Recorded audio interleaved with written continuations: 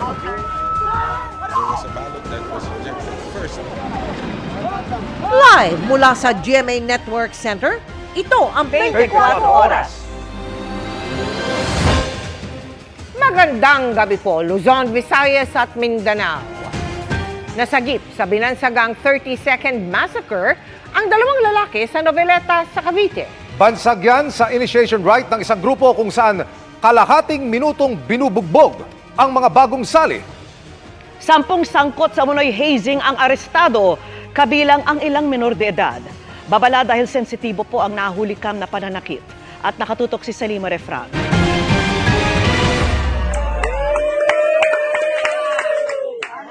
Nagkumpulan sa isang bakuran sa Barangay San Rafael 3 sa Noveleta, Cavite ang ilang lalaki. Pinapalibutan ng 5 sa kanila ang isang lalaking nakahawak sa kanyang dibdib.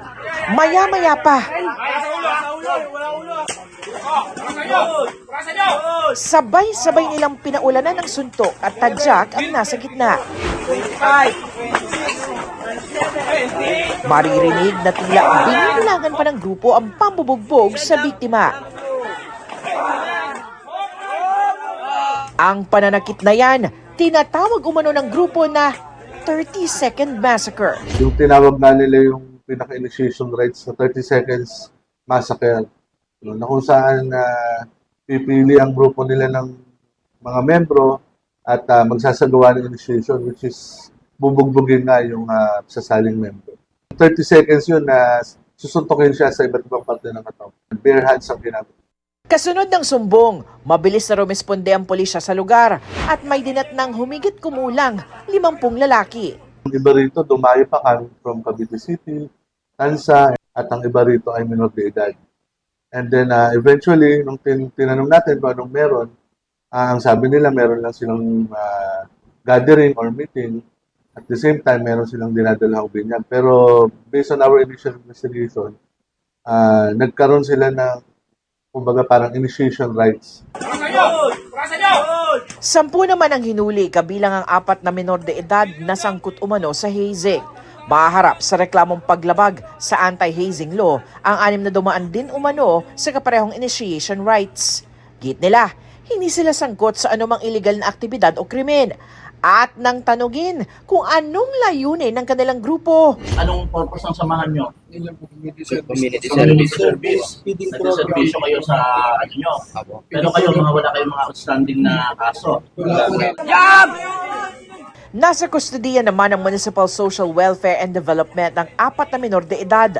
Patuloy namang nagpapagaling ang 2 biktima na dumulog sa pulisya. We are trying to reach out sa ating mga barangay officials and schools, no? Kasi most of the time, ito yung mga lugar kung saan nire-recruit yung mga kabataan. Para sa GMA Integrated News, Salima Refran, nakatutok, 24 Oras. Pinilahan sa Metro Manila ang 20 pesos kada kilong bigas na ibinebenta ng gobyerno. Makabibili na rin yan sa iba pang bahagi ng Luzon simula bukas. Pero hanggang kailan? Nakatutok si Ivan Mayrina.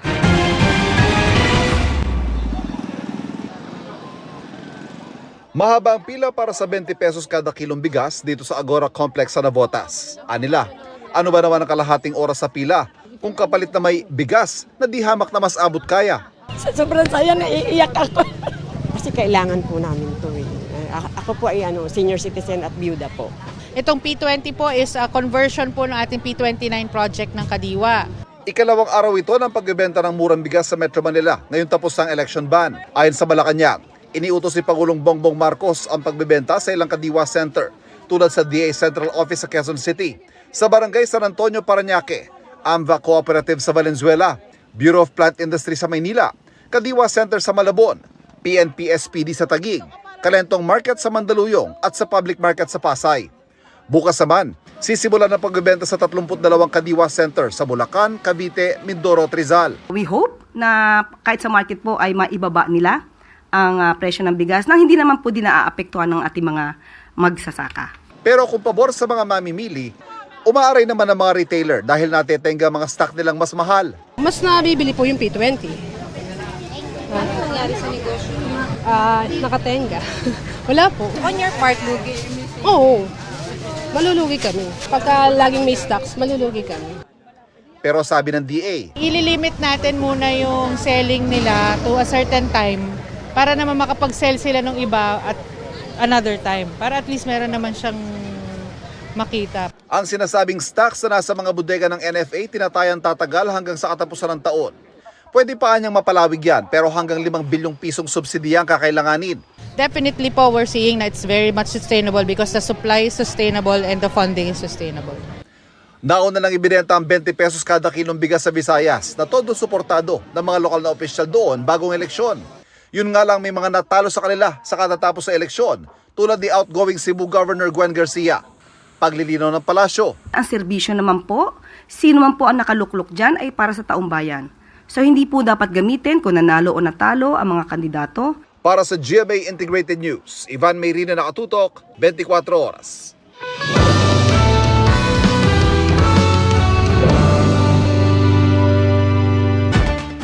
Posibleng tapos na bukas ang canvassing ng National Board of Canvassers sa mga boto para sa mga senador at party list ayon po yan sa COMELEC. Kaya hindi na nila kailangan ang hiling ng isang kandidato na partial proclamation. At mula po sa National Board of Canvassers Canvassing Center, nakatutok live si Sandra Aguinaldo. Sandra. Yes, Vicky, nagpapatuloy nga ngayon ang canvassing na ginagawa ng National Board of Canvassers. At sa ngayon, Vicky, ay 147 na certificates of canvass ang kanilang nabilang. Medyo malapit-lapit na po yan doon sa kabuang bilang ng 175 na COC na kailangan bilangin. Sandaang certificates of canvass ang target bilangin ng National Board of Canvassers ngayong araw, dagdag sa 58 kahapon. Kung matutupad yan, posibleng matapos na ang canvassing bukas. Pero sa tansya ni COMELEC Chairman George Erwin Garcia, sa darating na Sabado o Linggo na mapoproklama ang mga bagong halal na senador. Sa kasunod na araw naman ang party list para magkasya raw sa venue. Halimbawa, tapos ka na ng canvassing ng Huwebes o Biyernes, meron ka man lang isang araw to prepare the venue. Gusto naman natin ibigay na kahit paano marangal at maayos yung lugar kung saan ipoproklama yung mga magigiting nating senador at saka miyembro ng Kongreso sa party list. So hinahanda pa po yan. May mga formal na invitation pa nga po na pinapadala upang sila ay makadalo at kasama yung mga miyembro ng kanilang pamilya. Kabilang sa mga na-canvass ang COC mula sa ibang bansa at local absentee voting. Nabilang na rin ang COC mula sa 5 lungsod sa Metro Manila, Baguio City at 5 probinsya sa Luzon, Lapu-Lapu City sa Cebu, General Santos City at probinsya ng Camiguin. Ayon sa COMELEC, halos lahat ng COC ay na-transmit na kaya masasabing pinakamabilis na canvassing ito sa kasaysayan. Yung po mga nakakaraan, 2 linggo yung canvassing. First time. Kahit i-research nyo sa kasaysayan, sa unang araw pa lang ng canvassing 58. Kinakailangan mabilis pero pinagkakatiwalaan. Kaya hindi na raw kailangan ang hiling ni Congressman Rodante Marcoleta na partial proclamation para sa ilang senador. Kung sa tingin ng COMELEC ay statistically improbable nang maapektuhan ang kanilang standing. Kasalukuyang number 6 sa unofficial count sa senatorial race si Marcoleta. Hiniling din niyang linawin at ilagay sa record ng COMELEC ang paliwanag dito sa issue kaugnay sa umano'y discrepancy o duplication sa partial and unofficial count na lumabas sa media. Sagot naman ng COMELEC, sasagutin nila ng formal ang hinihinging paliwanag ni Marcoleta, sabay sabing wala namang anomalyang nangyari. Wala pong misteryo na naganap dyan. Talagang yung processing and sequencing po ang nagkaproblema kung bakit nagkaroon tayo ng delay ng pagdadala. And then again po, pinoint out po yan ng mga tao ng transmission group ng COMELEC doon sa mga IT people ninyo. At wala po naging question yung IT people ninyo dahil kitang-kita. Nandun talaga. At kitang-kita po yung pagkakalatag doon sa results website. Wala po kasing dobleng sa results website Doon po doon sa mga private websites nagkaroon ng pagdodoble. Nung nakorek po yun, nagpapasalamat din po kami doon sa ilang ahensya na inayos nila kagad. Tignan nyo po yung mga websites ngayon, pati sa PPCRB, sabay-sabay na po. Halos siya, magkakapareho na po kami ng datos. Wala. At ang tangi lang lagi namin sinasabi, and even in the past, ang kadayaan ay nangyayari doon sa mga natitira pa ring mga human interventions.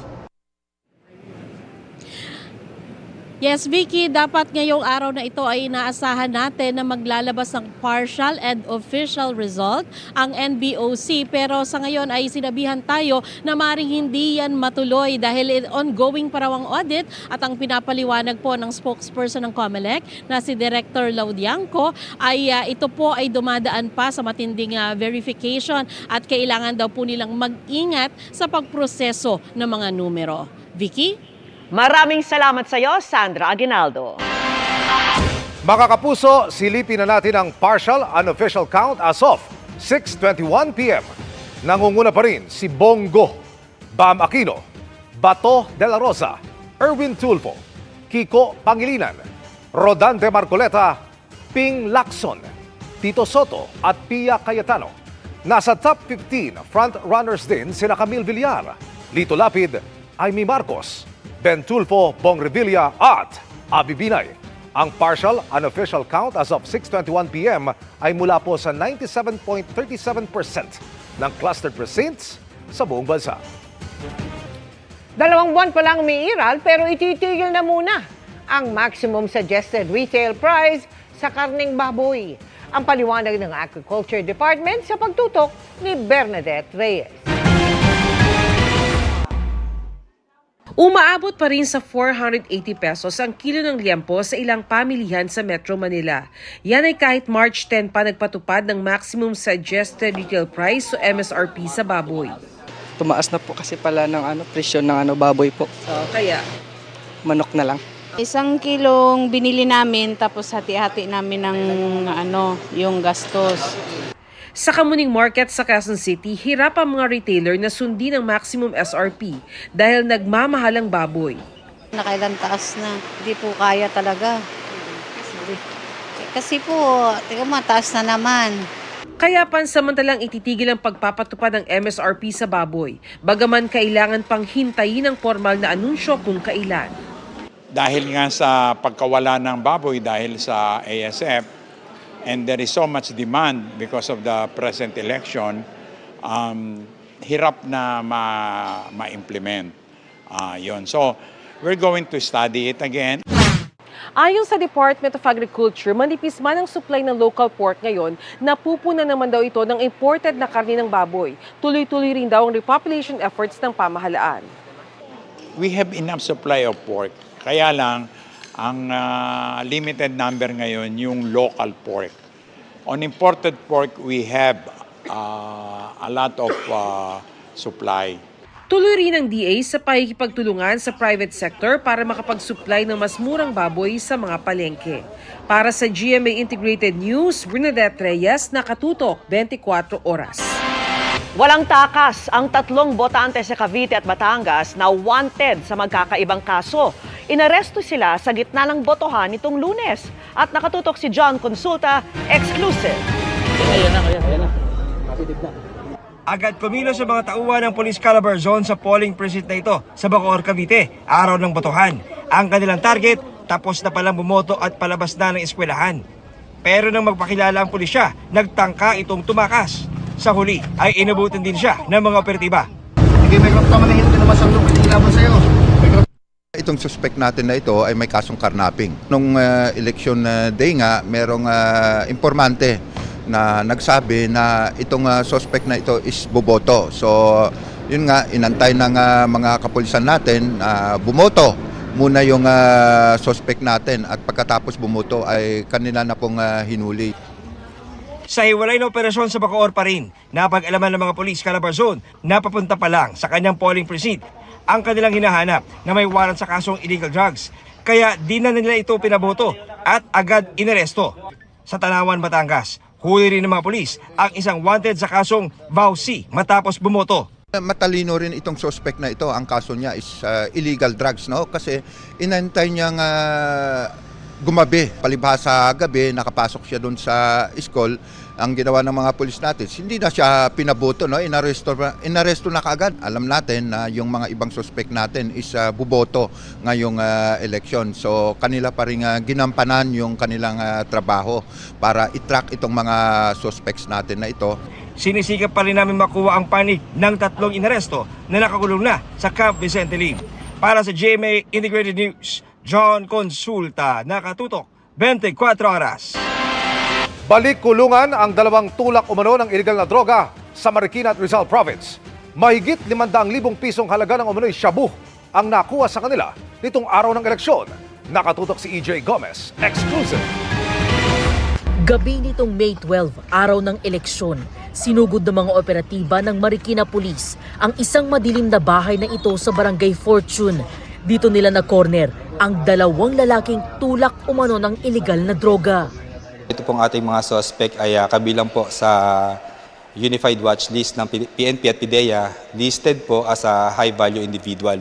Nakumpiska ng pulisya mula sa mga suspect ang 8 pakete ng umano'y shabu na tumitimbang ng humigit kumulang 85 grams at nagkakahalaga ng 578,000 pesos. Sa Antipolo Rizal daw nanggagaling ang supply ng droga ng mga high-value target ayon sa pulisya. Matagal na po itong talagang minamatyagan at nagsasagawa ng surveillance yung ating mga operatiba, no, sa ating dalawang suspect. No? At isa po rito ay residente po ng Marikina at isa po rito ay residente po ng San Mateo, Rizal. Itinanggi ng mga naaresto na nagbebenta sila ng illegal na droga. Di rin daw sila magkakilala. Itinanim lang po sa akin yun. Wala po akong alam dun. Hindi po ako nagbebenta niyan. Gumagamit lang po ako niyan. Hindi po ako nagbibenta ng droga. Hindi ko po hawak yun, hindi ko po sa akin nakuha yun, ma'am. Sa records ng pulisya, dati nang nakulong si alias Bordek sa San Mateo Rizal noong 2022 dahil sa droga. Gayon din si alias Engol sa Marikina noong 2021 sa parehong kaso.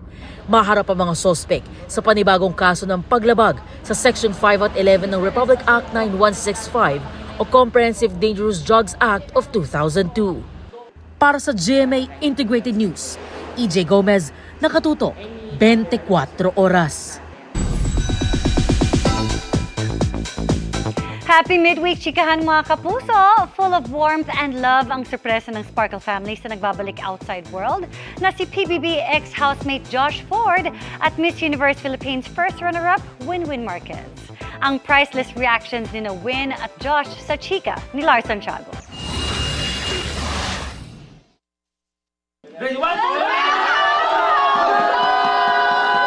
Speechless and emotional si Josh Ford nang sorpresahin ng kanyang Sparkle fam after his PBB Celebrity Collab Edition stint.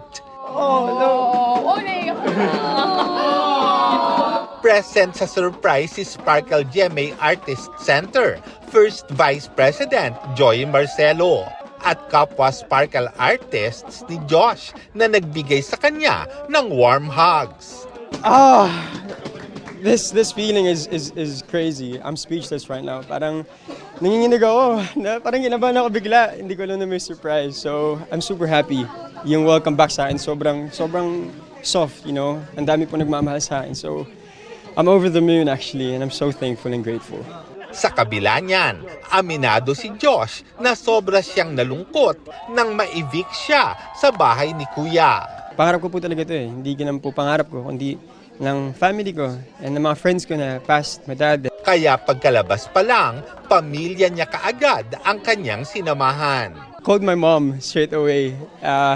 Kahit na yung sobrang bigat ng pakiramdam ko noon, una ko talagang tinawag mom ko. And I don't know, sobrang na-miss ko talaga yung mom and family ko. Mga kapatid ko, kuya ko, and both my younger sisters.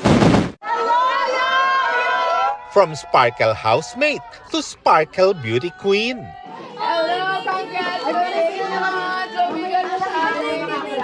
Na-surprise din sa warm welcome and overflowing love si Miss Universe Philippines first runner-up Winwin Marquez mula sa kanyang Sparkle fam.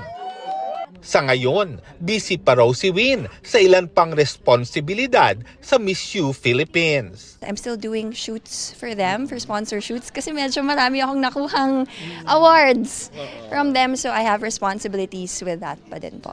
Pero aside from that, sinusulit niya rin ang family time. I sacrifice so much time with them, so ngayon bumabawi ako sa kanila.